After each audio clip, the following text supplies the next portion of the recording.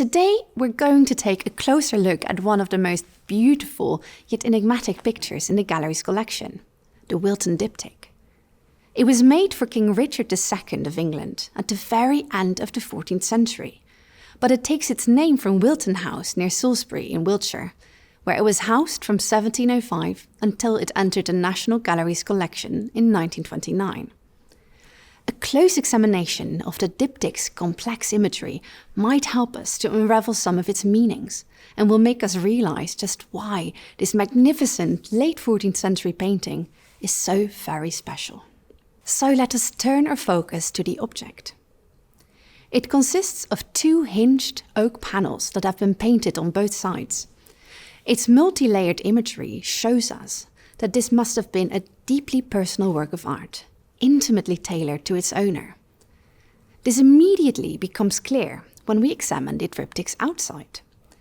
When it is closed, we see the king's coat of arms against a gilded background, as well as his personal emblem of a white hart, lying on a bed of flowers, chained and with a crown around its neck.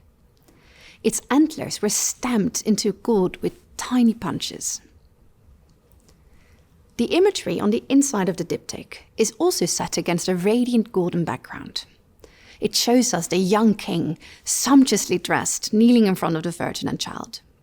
He's being presented to them by three saints: St. John the Baptist, carrying the Lamb of God, Edward the Confessor, holding a ring, and Edmund, with the arrow of his martyrdom in his hand. They are shown in what seems like a rather barren landscape with dense trees visible in the background, indicating an earthly setting. And this forms a contrast with the Virgin and Child, who are standing in a meadow strewn with flowers, representing a heavenly sphere. They're being surrounded by 11 angels, one of whom carries a white standard with a red cross. While Christ is shown as a baby, the representations of the crown of thorns and 3 nails stippled onto the gold of his halo foreshadow his passion. The imagery has been painted with the greatest skill in rich tempera paintwork using very expensive pigments, such as the ultramarine for the rich blue robes. The refinement of its many details is just extraordinary. Look at the angels' vari-colored feathery wings, the rich detailed patterns of the garments worn by Richard and Edmund, or the careful and precise way in which Richard's face and jewels have been painted. The masterly treatment of the gold is equally exceptional. It is used to convey textures and shapes, such as in the crowns of the king and saints, and the cloth of gold in which Christ is wrapped. Even the gilded background is exquisitely tooled, enlivened with a meticulous pattern of punchwork. At a first glance, the diptych's subject matter is relatively straightforward. It was created for Richard's devotion and contemplation to the Virgin and Child. But if we look a little closer, we see that the central focus of the composition of both wings is not the Virgin or even the Child, but the king himself. Almost all figures either gesture or look towards the king, who himself looks purposefully towards the Virgin and Child. And if we start to unpack the painting, we will find that in fact, the diptych combines religious and secular imagery to embody Richard's personal conception of kingship. Curiously, Richard is not portrayed as a grown man of around 30, but as a fresh-faced, beardless boy wearing a lavish crown embellished with gemstones and pearls. Might this perhaps refer to the crucial moment in Richard's life when he was crowned king in Westminster Abbey, aged 10?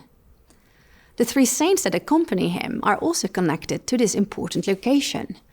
Not only did they have chapels dedicated to them in the Abbey's choir, but they are also shown in the order in which their chapels were located. Each saint held a particular significance for Richard and was central to his idea of sacred kingship. Saints Edmund and Edward were former kings and patron saints of England, while St. John the Baptist, who announced the coming of the Messiah, was Richard's personal patron saint. The king owned relics of this saint and had prayers said at the saint's altar in Westminster Abbey. The arrangement of the 3 kings before the Virgin and Child also calls to mind the adoration of the Magi. This liturgical feast of the Epiphany was especially important to Richard, as it fell on his birthday, the 6th of January. Richard is thus presented as a divinely appointed descendant of a line of saintly kings.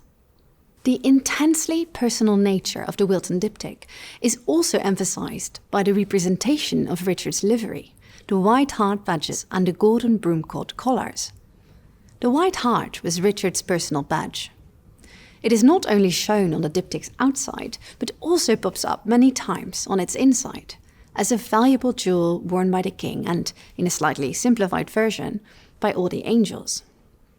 Richard probably inherited the white hart from his mother, Joan of Kent, who used a white hind as a personal emblem, but it may also be a pun on his name, Ric Hart in French.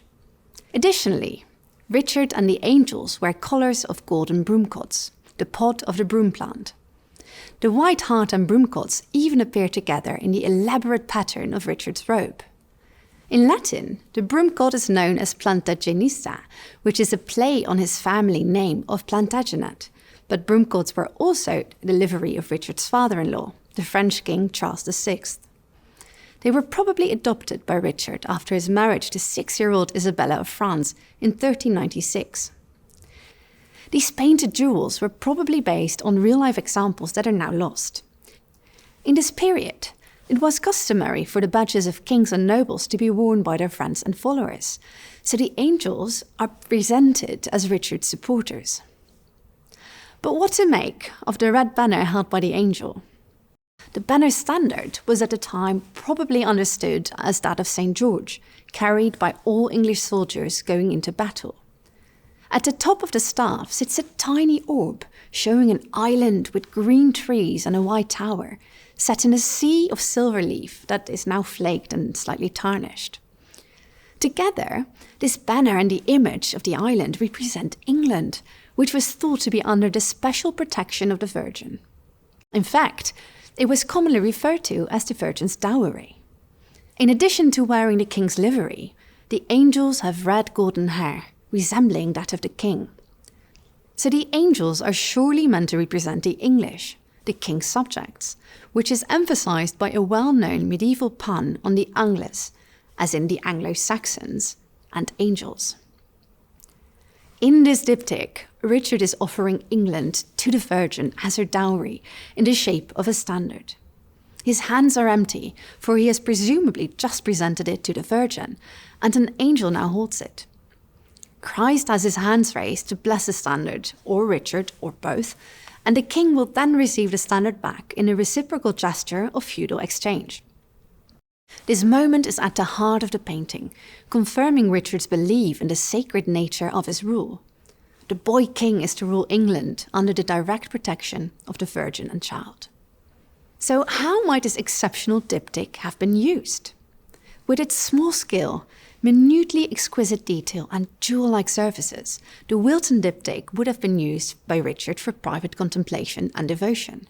Its small format and foldable nature indicate that it was designed to be portable, and it was probably protected by a leather case, so that Richard could easily have taken it with him for private prayer in the oratories of his palaces or in Westminster Abbey. The Wilton Diptych is unmatched in any contemporary English or European panel painting, thanks to the intricacy of its detail and the refinement and subtlety of its varied techniques and decorative effects. A picture that really rewards close looking, it is a unique icon of Richard's kingship that deepens our understanding of the extraordinary way in which the king wanted to present himself to the world.